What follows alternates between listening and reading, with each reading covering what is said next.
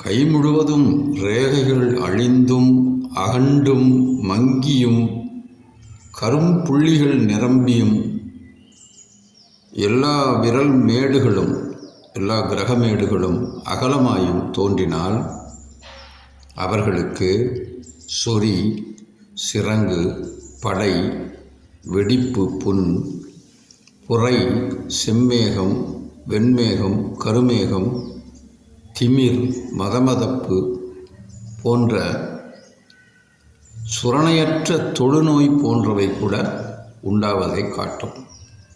அதாவது இந்த நோய்களெல்லாம் என்னென்னா, இப்போ வெடிப்பு புண் அப்படின்னாலே இந்த பித்த வெடிப்புன்னு சொல்லுவாங்க. காலில் வரும், உதட்டில் வரும், அந்த மாதிரி ஒன்று ஒன்றுக்கும் இங்கிலீஷ் நேமும் நம்ம யூஸ் பண்ணோம். அந்த மாதிரி தெரிஞ்சுக்கிற வேண்டியது. இதெல்லாம் ஒரு வகையான நோய்கள்.